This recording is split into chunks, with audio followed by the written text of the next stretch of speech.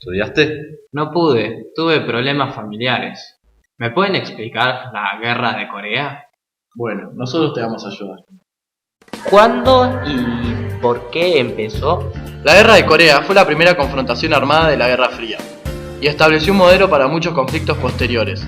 Fue la guerra librada de 1950 a 1953 entre Corea del Sur, apoyada por los Estados Unidos, y la Organización de las Naciones Unidas, contra Corea del Norte, apoyada por la República Popular China, con ayuda de la Unión Soviética. La guerra fue el resultado de la división de Corea por un acuerdo de los victoriosos aliados de la Segunda Guerra Mundial, tras la conclusión de la Guerra del Pacífico al final de la Segunda Guerra Mundial. La península de Corea había permanecido ocupada por Japón desde 1910 hasta el final de la Segunda Guerra Mundial, pero tras la rendición incondicional del Imperio del Japón, el 15 de agosto de 1945 los estadounidenses dividieron la península por el paralelo, el norte del cual quedó ocupado por tropas soviéticas y el sur por tropas estadounidenses. Ah, bien, gracias por explicar.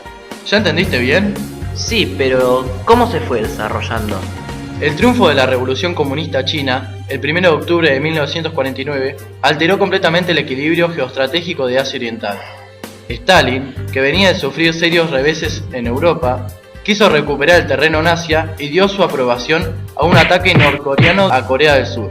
Así, el 25 de junio de 1950, las tropas de Kim Il-sung atravesaron el paralelo 38 y avanzaron hacia el sur, arrasando prácticamente a las fuerzas surcoreanas, que apenas pudieron replegarse en torno a Pusan. Sí, además la reacción de los estadounidenses para la sorpresa de Stalin fue inmediata. Washington pidió la convocatoria del Consejo de Seguridad de la ONU y consiguió un mandato para ponerse al frente de un ejército que respondiera a la agresión norcoreana.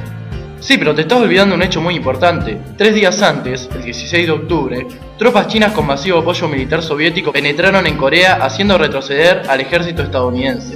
El 4 de enero de 1951, las tropas comunistas retomaron Seúl.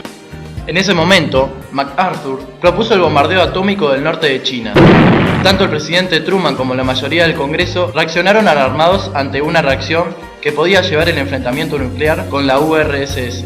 ¿Y qué hizo la Unión Soviética?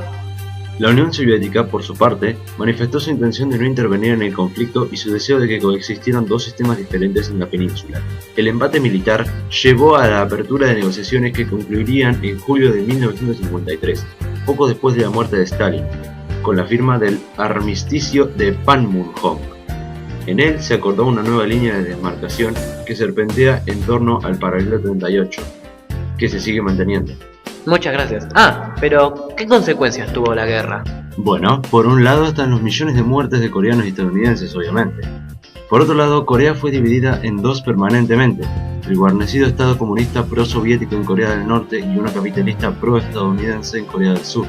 Para Estados Unidos, el presupuesto en defensa alcanzó los $50.000 millones, como lo fue el número de grupos aéreos, y fueron desplegados más allá del suelo estadounidense en Europa, en el Oriente Medio y en algunos lugares de Asia, incluyendo Vietnam, donde se ayudó a los franceses. Ah, y además la guerra también cambió la visión de Estados Unidos sobre el tercer mundo, más notablemente Indochina. Además de 1950, los estadounidenses habían sido críticos con las acciones francesas allí. Después de Corea empezaron a ayudar a los franceses. Entre estos franceses estuvo el presidente Pachar, que dijo que Estados Unidos que no está de acuerdo con dividir a Corea. Bien, por fin te acordás. Pero todavía hay algo que no entiendo. ¿Qué participación tuvo Latinoamérica y China en todo esto? La República Popular China había advertido que reaccionaría si las fuerzas de la ONU sobrepasaban el límite de la frontera en el río Amno. En cuanto a los países americanos, se esperaba que México, Argentina y Brasil colaboraran con un regimiento y los otros aportaran una compañía. Muchos de ellos denegaron esta ayuda porque consideraban que en el fondo se trataba de una lucha entre Unión Soviética y Estados Unidos. Gracias, profes. Ahora sí lo tengo claro. ¿Aprobó? No.